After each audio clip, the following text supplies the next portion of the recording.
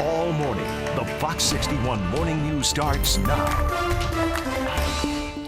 And right now at 6 o'clock, police from two cities are investigating after shots were fired in West Haven.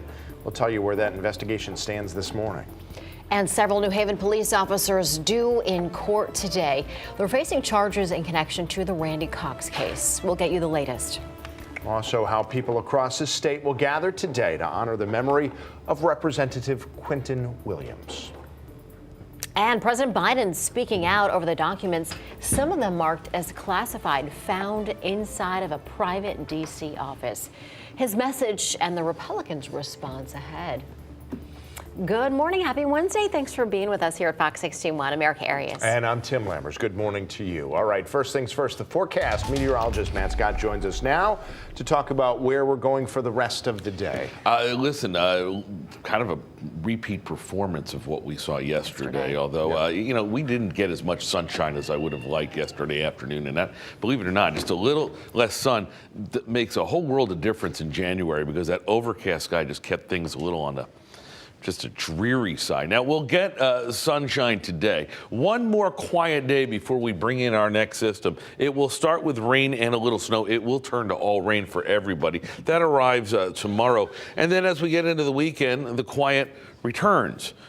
Do the mild temperatures return? We'll talk about that. 28 now in Hartford, 32 in New Haven, 30 in Groton. That's not bad, but we've got a nice little wind, 5 to 10 out of the north and east of the real feel, down to the teens inland, lower to mid-20s at the shoreline. Not looking for much in the way of trouble for now. Things are quiet as we expand the view. That flow out of the north keeping things a little cool and, I don't want to say clammy, but it is certainly chilled out there.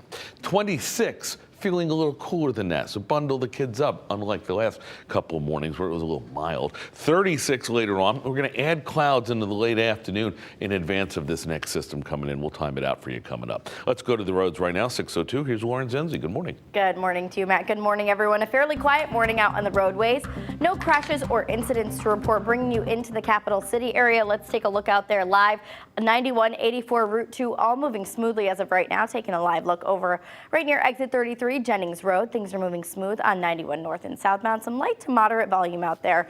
Overall, things are looking good. In and out of the Mixmaster over in Waterbury, 84 east and westbound moving smoothly. Once you get into the Mixmaster, there is a little bit of a delay, but overall it is moving, so that is some good news. No crashes to report. That's good to hear over there. New Haven over to West Haven down into Fairfield County. We're starting to see those delays start to build up. That extra volume out on the roadway starting in Fairfield.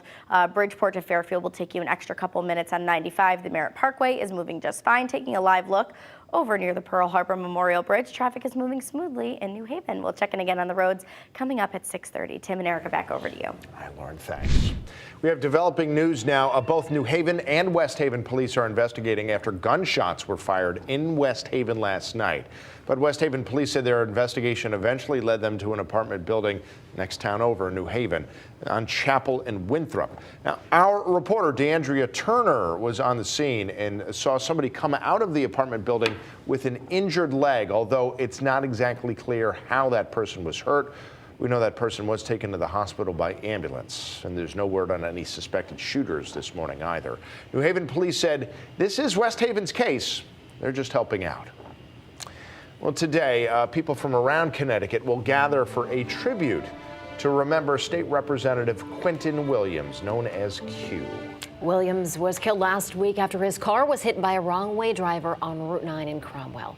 Fox 61's Angelo Bavaro is joining us live in Bloomfield now with a preview of today's tribute. Angelo, good morning.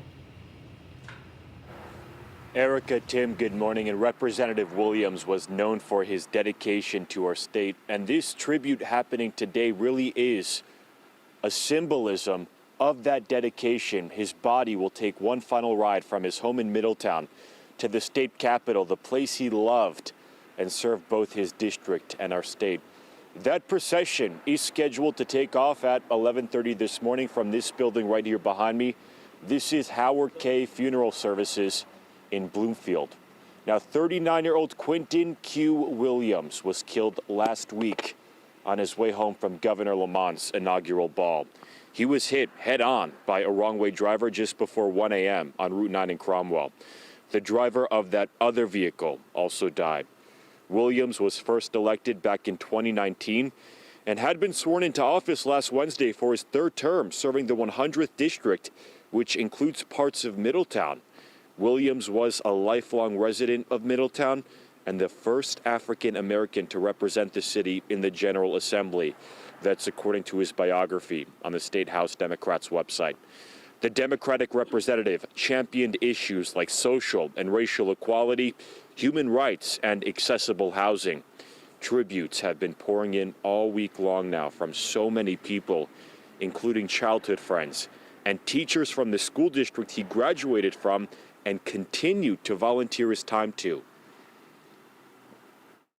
As we grew up from boys to teenagers to young men to men, he always asked a question in all of our interactions with people. He would ask them, what can I do to help? He would come into the classroom. He would do anything we needed him to do. He was a regular at McDonough School.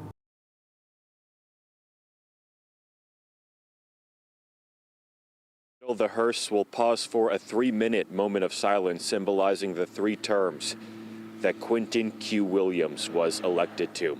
Now from 12:30 to 1:15, the public is invited to pay tribute with flowers and that moment of silence on the north side steps of the state capitol, and that moment of silence is scheduled for 1 p.m. A private memorial service for Quentin Williams that will be held on Saturday. Again, that is a private service with the family, a public celebration of his life and legacy. That is also being planned, and that will be announced at a later date. We are live in Bloomfield this morning.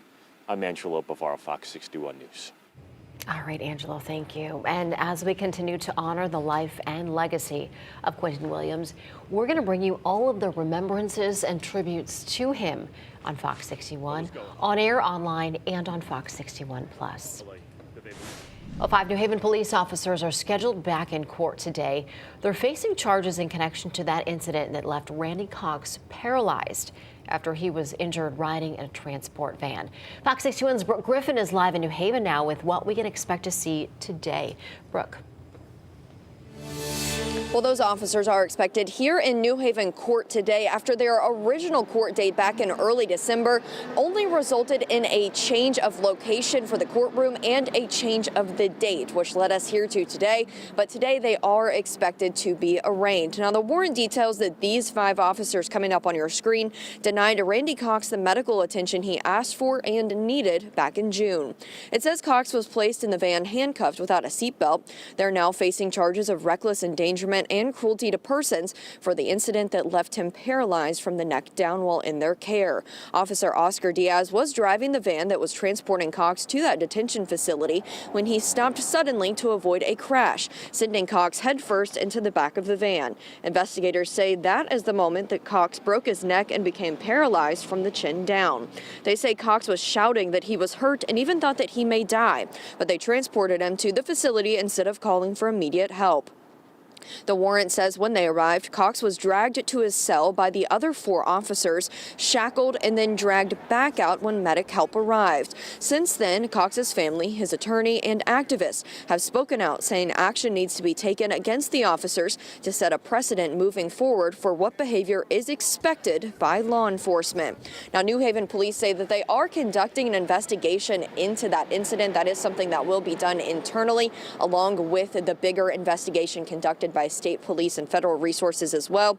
Now, we are going to have a crew that is going to be inside that courtroom later today. They will have all the details for you this evening on what happens in the courtroom. Live in New Haven, Brooke Griffin, Fox 61 News. Hey, Brooke, thank you for that report. All right, we're heading to West Hartford now. This morning, the town council voted overwhelmingly to begin implementing a plan to make the streets safer. That vote happened last night. A public hearing was held. It's on an initiative called Zero Vision. The town says the goal of the program is to eliminate all traffic fatalities and severe injuries, while also increasing safe, healthy, and equitable mobility for all. Now, this comes after a series of pedestrian crashes. Residents at the hearing were very supportive. Every day, I see at least 2 or 3 cars going 50 miles an hour up and down Whiting Lane. Yes, 2 weeks ago, a week and a half ago, a person was killed down at the end of the boulevard. And the latest serious crash happened on Christmas morning when 3 people, 2 adults and a 17-year-old died on Simsbury Road. It happened just days after a pedestrian was killed near Mohegan Drive a few days earlier. And new overnight, thousands of dollars worth of equipment was stolen from a historical home on Capitol Avenue. And that home is being renovated by Habitat for Humanity. These pictures here show the before and after inside that home. Habitat for Humanity says someone stole the gas boiler that was just recently installed there. And on top of that, Habitat says tools, materials, and other equipment were stolen, totaling well over $10,000. Anyone who might have information on these thefts, please call police.